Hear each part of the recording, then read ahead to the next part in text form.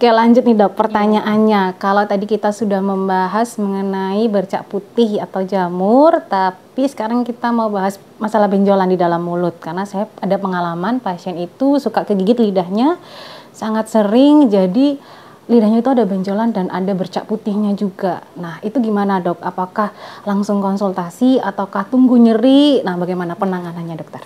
Kalau tunggu nyeri ya jangan ya, karena kanker tuh kebanyakan nggak sakit gitu. Kalau udah stadiumnya lanjut baru terasa sakit, kan terlambat ya. Nah, tapi benjolan sendiri kan belum tentu kanker, masih banyak. Benjolan sendiri itu kita bedakan dulu apakah ini varian normal atau memang penyakit gitu ya. Kayak varian normal itu ya seperti membedakan rambut lurus sama keriting. Yang keriting kan bukan masalah, itu varian normal, memang ada di mulut.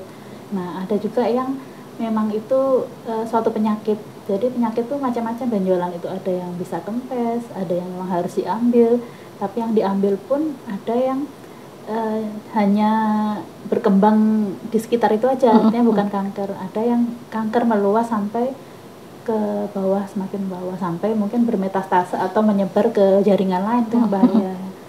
Kalau apalagi di lidah itu, lidah sendiri itu kan sifatnya lunak, pergerakannya tinggi ya, kayak pembuluh darah, kayak pembuluh getah bening. Jadi biasanya ada kanker sedikit atau kelainan sedikit itu mudah sekali menyebar. Jadi sebenarnya lebih bahaya di lidah gitu ya.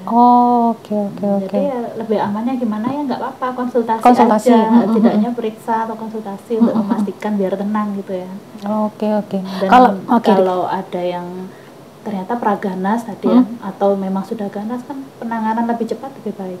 Jadi periksa dokter lebih cepat lebih baik. Oke dokter. Nah, kalau misalnya sudah pemeriksaan PA dokter, terus hasilnya ternyata benjolan itu normal, tidak ada sebuah kelainan.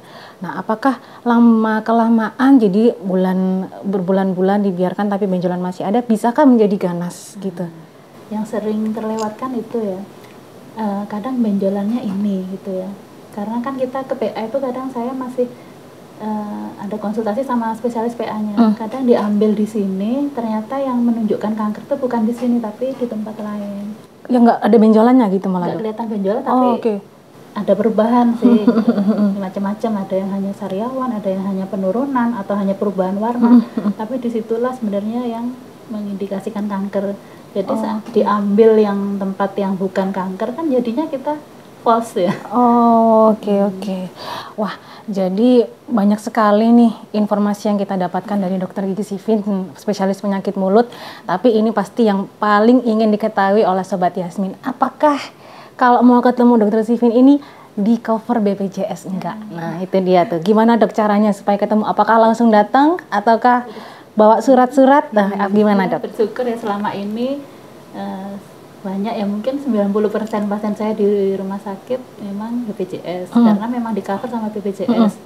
Dari diagnosanya, dari obatnya, dari semuanya, penunjang pun ditanggung semua. Padahal untuk suatu penyakit kadang perlu cek darah, perlu ronsen, perlu kadang sampai CT scan, apa kan biayanya lumayan gitu ya. Alhamdulillah pasien penyakit mulut ini di cover sama BPJS. Untuk gimana dapat tanggungan ya mungkin mengikuti prosedur ya, saya kurang hafal, biasanya minta rujukan dulu fase ke-1 ke dokter gigi pertama ya dok ya, fase ke-1. Terus bisa ditanyakan di BPJS. Tapi yang jelas selama ini di cover sama pemeriksaan penunjangnya juga gitu. Jadi Sobat Yasmin yang memang memiliki BPJS, kalau mau konsultasi nih dengan Dokter Gigi Sifin, spesialis penyakit mulut ini, datang dulu ke dokter giginya yang kerjasama sama BPJS. Dari situ nanti minta surat rujukan, gitu ya dok. Tapi ya harus ada diagnosanya dulu dong. Jadi nggak mungkin nggak ada apa-apa minta gitu ya. Pasti harus ada diagnosanya, minta ke dokter gigi yang fase ke-1-nya.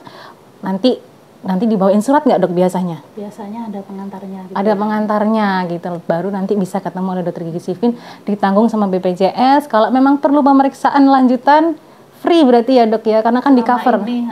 Nah itu untung sekali berarti, enak sekali berarti nanti kalau ketemu sama Dokter Gigi Sifin langsung aja gitu. Oke dokter, cukup sekian Sobat Yasmin. Yang kalau mau tanya-tanya lagi nih, tinggalkan di kolom komentar ya dok, di YouTube-nya Yasmin Hospital TV. Nanti di boleh tanya apa aja di situ, nanti akan kita bahas ulang kalau memang Sobat Yasmin mau nih untuk mengetahui apa, nanti kita akan bahas ulang dengan Dokter Gigi Sifin. Cukup sekian dokter. Gimana dokter? Ada yang mau disampaikan? Boleh. Gampangnya ini ya. Kelainan di dalam mulut itu nggak mesti bahaya, tapi kan kita butuh kepastian lebih cepat. Seandainya itu bahaya, biar ditangani dengan cepat. Jadi jangan ragu, misalnya ada yang bermasalah di dalam mulut, jangan ragu untuk segera konsultasi dan periksa. Jangan takut dan jangan malu gitu ya dok ya. Jangan takut dan jangan malu, jangan sampai terlambat nih ternyata keganasan. Nah itu kan sayang sekali, padahal juga di cover oleh BPJS gitu. Terima kasih banyak Dokter Sifin, sangat informatif sekali. Sampai jumpa di podcast kita selanjutnya dengan dokter gigi spesialis lainnya. Assalamualaikum warahmatullahi wabarakatuh.